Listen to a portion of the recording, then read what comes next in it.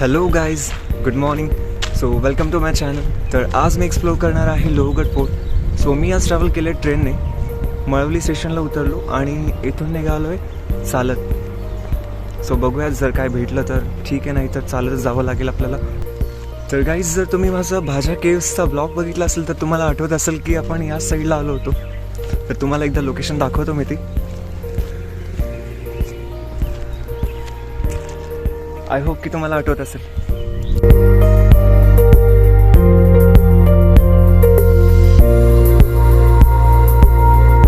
खूप दिवसानंतर आज ब्लॉगसाठी आलं. फायनली आज टाईम काढला मी ब्लॉगसाठी. नॉर्मली मी जेव्हाही ब्लॉगसाठी येतो तेव्हा कोणी ना कोणीतरी सोबत असतं, पण आज मी एकटा एक्सप्लोर करणार आहे, कारण आज मी एकटा आलो आहे.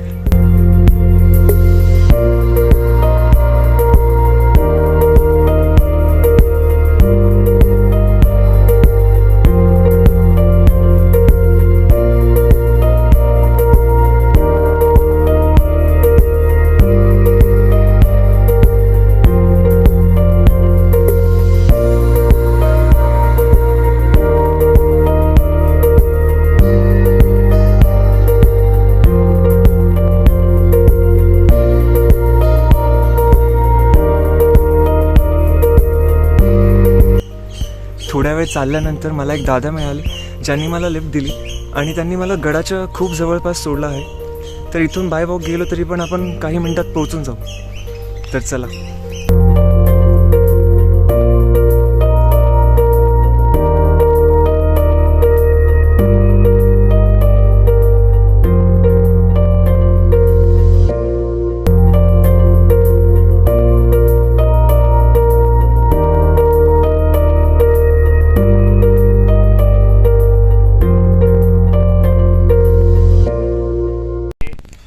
ज्या वेळेला शिवाजी महाराजांनी सुरतवर हल्ला केला, सुरतचं सोनं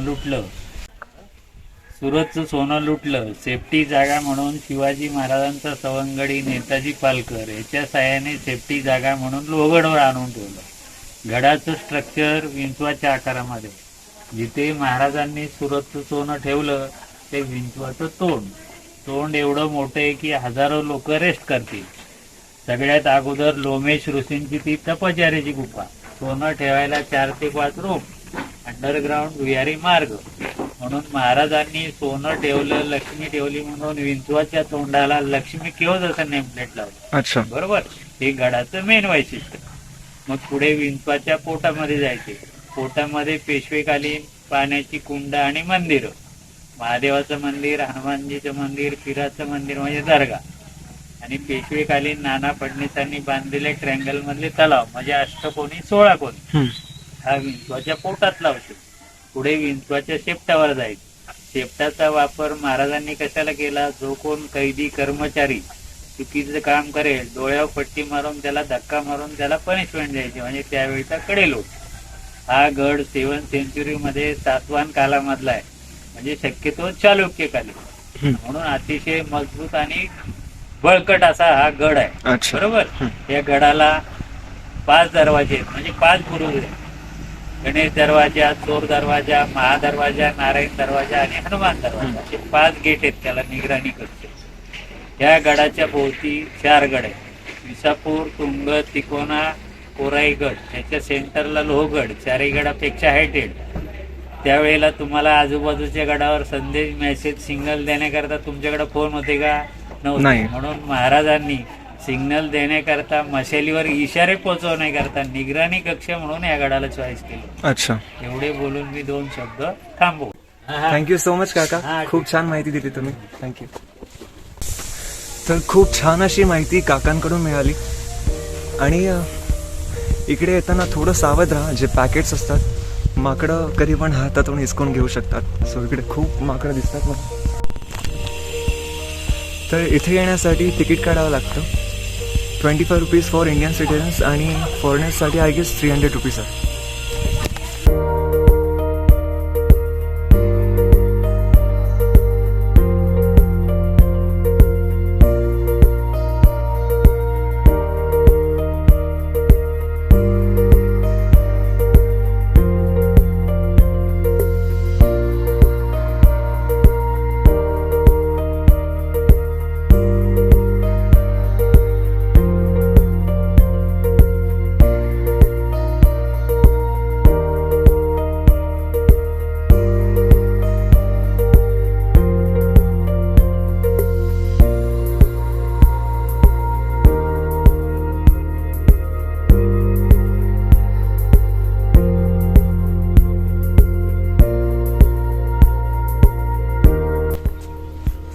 तर बघू शकता एक खूप छान असा एक व्ह्यू पॉइंट आपल्याला दिसतोय पवना लेकचा, आणि आपल्याला जायचं आहे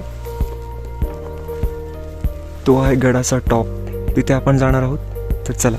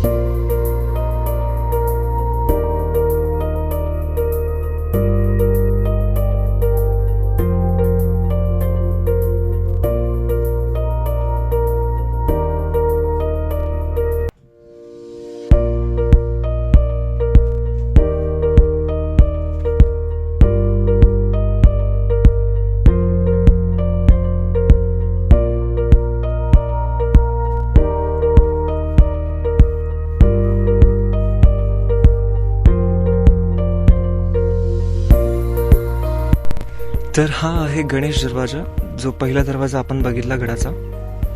2 रस्ते जातात, एक वरच्या साईडला आणि एक खालच्या बाजूला. तर आधी आपण पहिले खाली बघून येऊ, खाली काय आहे.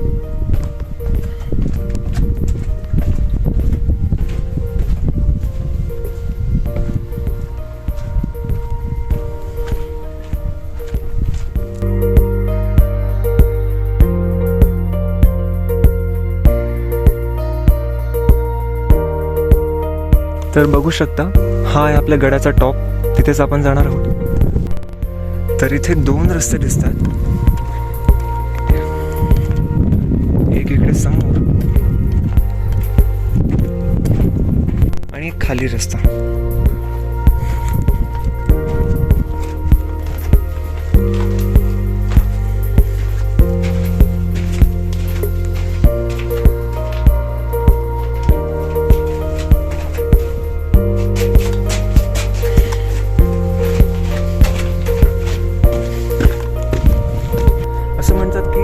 आधीच्या काळातले शौचालय असायचे, हे जे दिसतंय आपल्याला.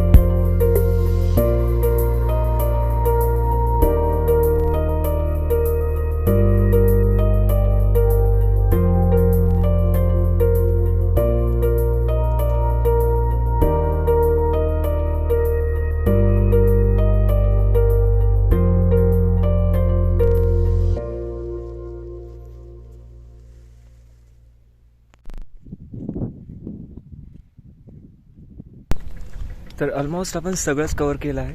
तर एक लास्ट पॉईंट आपण जिथे जाणार आहोत तो आहे विंचुकडा.